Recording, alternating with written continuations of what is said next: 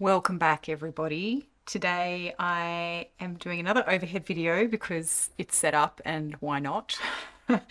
And I'm lazy and I haven't washed my hair. Anyway, today I want to do a video on fresh florals.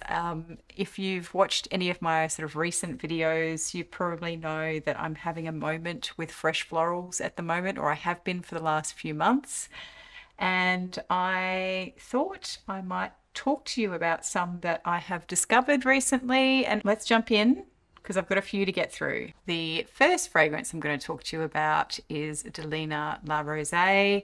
I'm not going to talk about it for very long, however, because this fragrance has been talked about quite a lot on social media over the past couple of years, so I don't really need to say much more. It is a sweet, aquatic, fruity peony and rose fragrance on a musky base.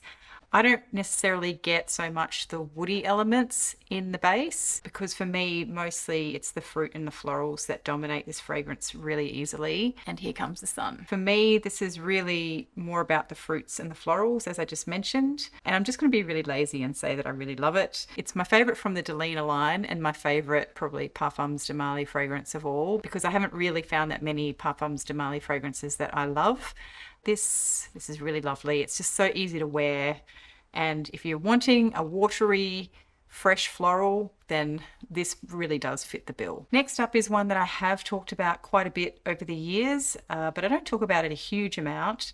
And I don't really hear anyone else talking about it either. But this is Tuberose in Blue by Altea Fragrances. It's not a new fragrance. It's been on the market for several years now. I want to say like the mid-teens, 20-teens, maybe to 2016 or 2015 perhaps.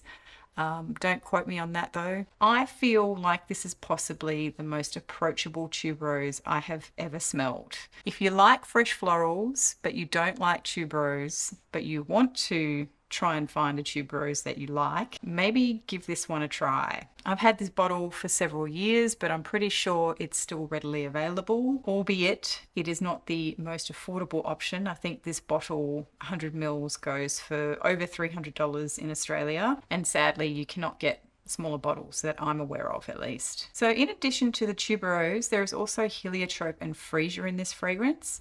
And I have been smelling a few different heliotrope containing fragrances lately, and I think I have finally learned to understand and discern that aspect of this fragrance now, although I don't find this to be particularly powdery. It has a lovely musky, slightly woody base, but that tuberose is definitely present all the way through. This is a really beautiful fragrance and it's one of my favorite tuberose fragrances in my wardrobe. Next up, we have another one that I've been talking about a lot lately, and this is Fleur de Lalita by Parfums de Lalita. Hang on, let me just turn the light up a little bit. Yeah, I got this one for Christmas, so you're probably aware of that if you've been watching any of my videos.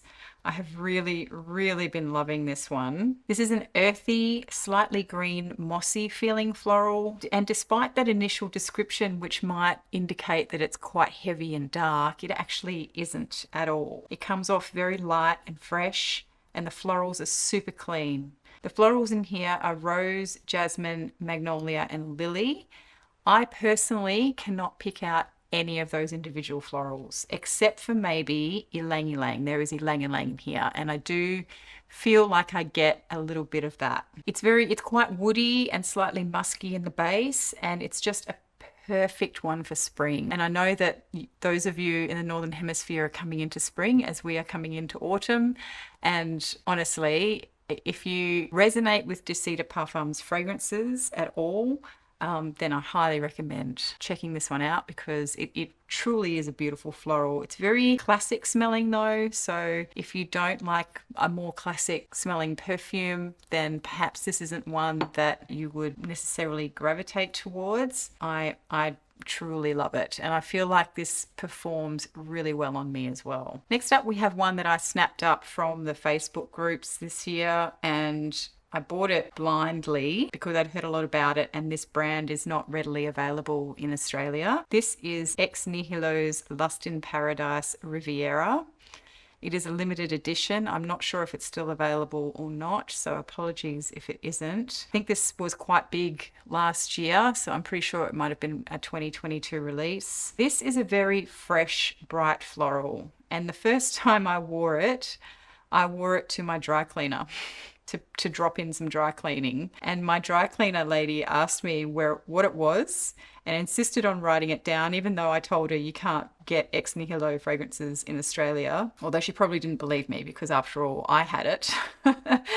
And anyway, she loved it so much I ended up making a decant for her when I got home, because this is a massive bottle. It's a 100 ml bottle, and I took it back in with me when I went to collect my dry cleaning a few days later. Other than that, to be honest, I've barely worn it. I have worn it a couple of times, but the reason I haven't worn it is because this stuff, I'm telling you, it is so strong. And if I spray too much of it, I can very, very easily give myself a raging headache. So not for the faint of heart. You really have to commit to wearing this fragrance if you want to wear it. The note profile only lists bergamot as the fruit, but I could swear that I get something like a hint of blackcurrant in this. There is definitely something else fruity in here other than bergamot. Otherwise, I love the florals in here. You've got peony and tuberose and tiare, but I wonder if it's also got something like freesia, because it is just so airy, and I really find that freesia gives that beautiful, airy, breezy aspect to a floral fragrance. It all sits on a really sort of clean, airy, musky base. It's really pretty, perfect for spring. I haven't tried it in the height of summer, and I also haven't tried the original Lust in Paradise either, so I can't tell you how it compares to the original formula, which I think the original one is still available.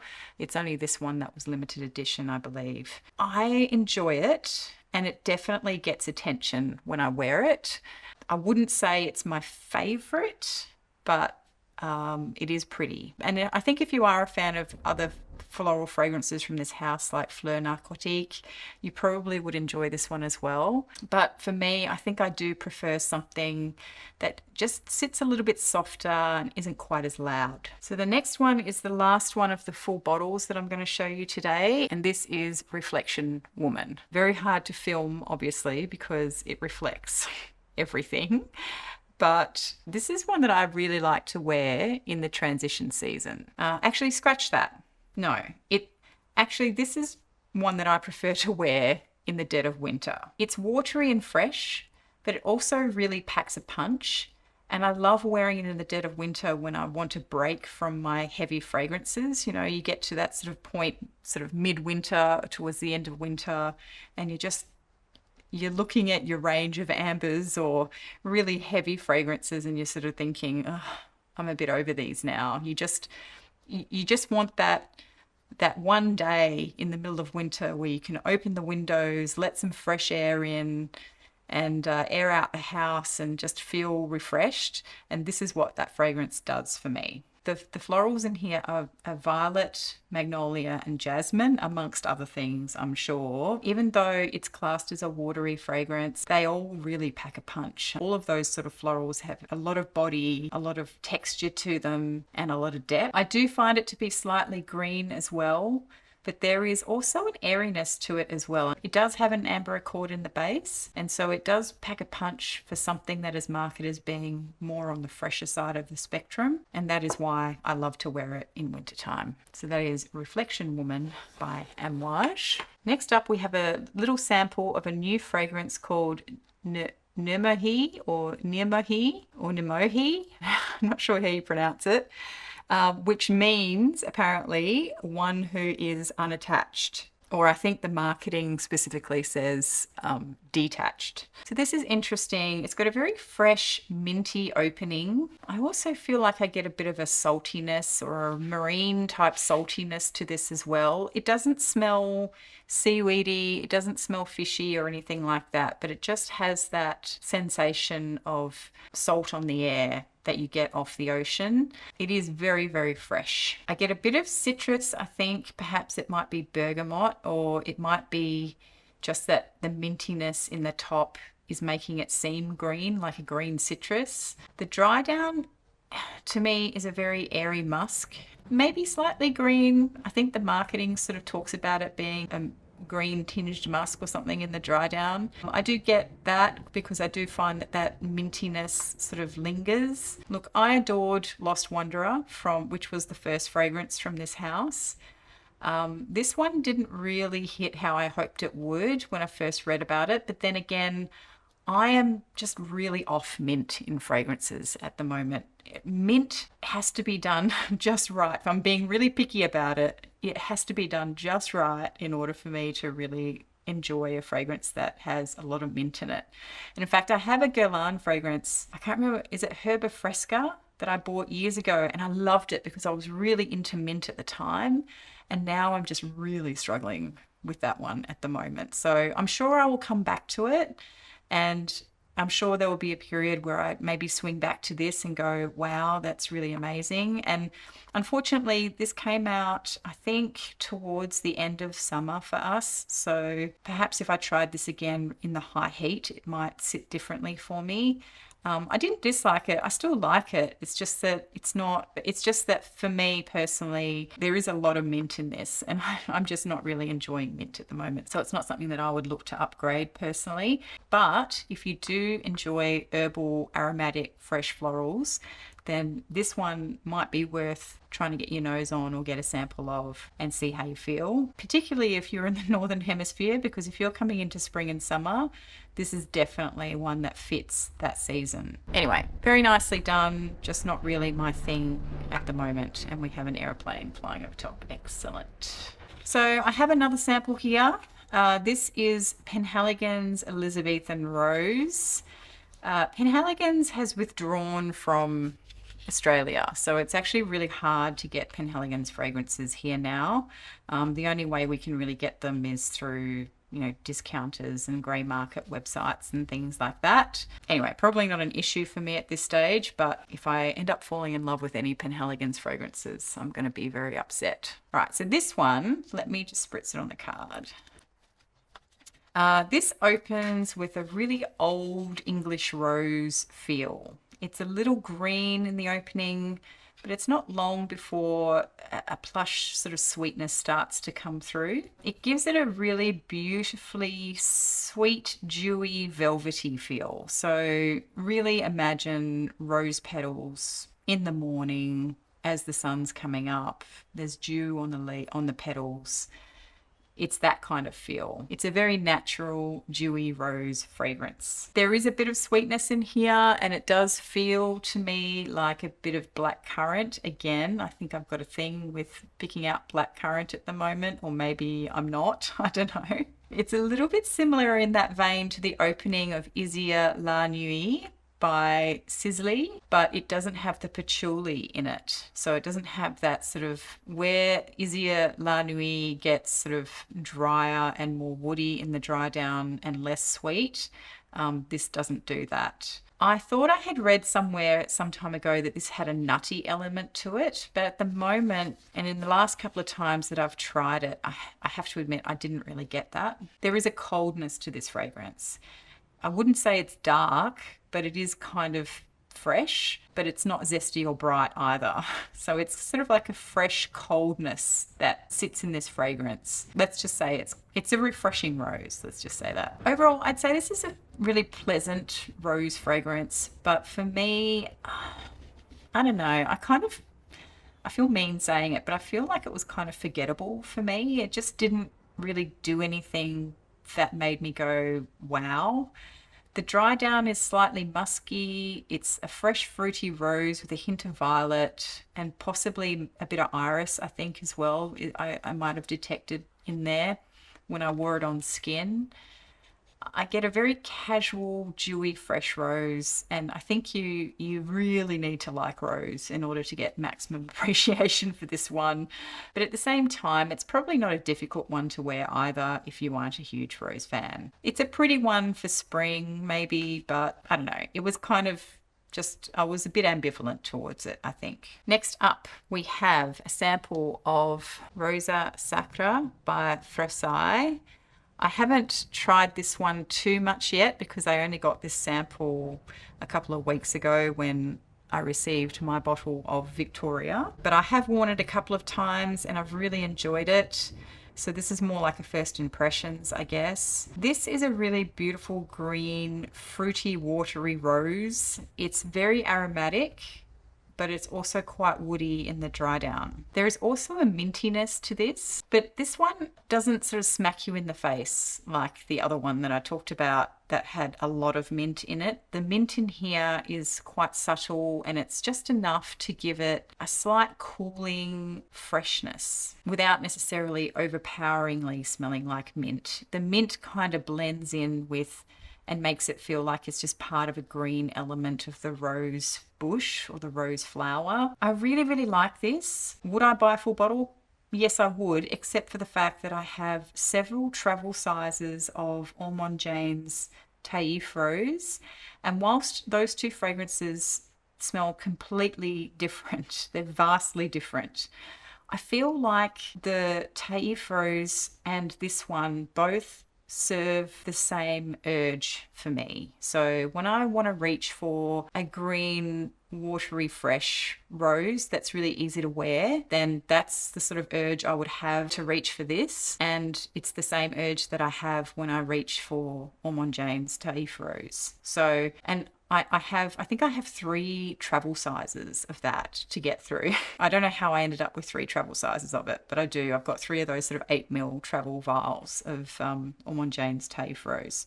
So for that reason, I don't feel like I need to upgrade. However, if you are after a beautiful, fresh, slightly green rose that's beautifully balanced with sweetness and woods, then it's definitely worthwhile getting your nose on this. The one thing I have noticed with Frasai is that they have really good performance on my skin. Even ones like Blondine, which people typically have complained didn't last, I find actually that that one does last on me. It just doesn't project a huge amount for a really long time. So if you don't have a watery green aromatic sort of rose in your wardrobe and you want one, then this is a good one to check out, but it's not one that I need to necessarily upgrade to a full bottle on. And then last but not least is one that I am considering upgrading on. And this is Vive la Fleur by Florals Fragrances. I featured another fragrance from this house recently in another video, which was called Manhattan Cherry. This is a new Australian house and they did send me the discovery kit to try these fragrances with no obligation to talk about them. There's a couple in the line that definitely stood out to me. This was one of them, and Manhattan Cherry was the other one that I really liked. There are others in the line that I really like, but I sort of struggle to think how I would wear them. This one is really fun. It's a really billowy, breezy, fresh floral fragrance. It's got a white apricot note in it that I find really, really interesting. And I really do love apricots. And it's funny because it does kind of have the texture of it in this fragrance. Flat battery, so if the angle has changed, then that's why. You do have to be okay with citrus to really enjoy this one because it is loaded with citrus in the top. I think there's grapefruit and maybe lime and probably also bergamot, because bergamot seems to be in everything at the moment. But I just find this so uplifting and happy. And there's a lot of depth to it too. There's a little bit of spice in there, and it's sort of got a really lovely woody base that's also kind of mossy. So there's a bit of a moodiness to it, but it's not dark.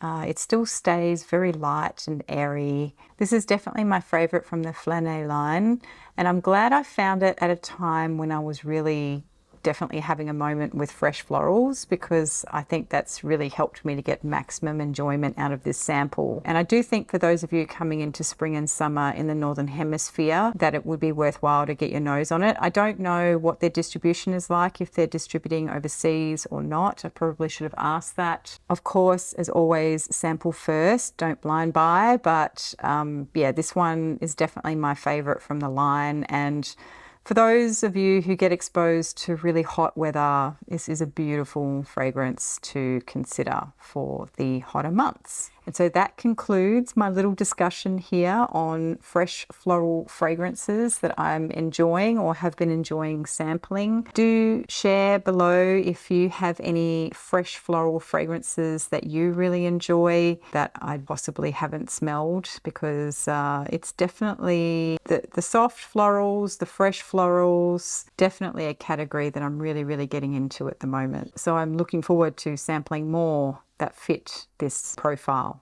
All right, well, I'm going to leave it there. Thank you so much for watching, and I'll see you in the next one. Bye.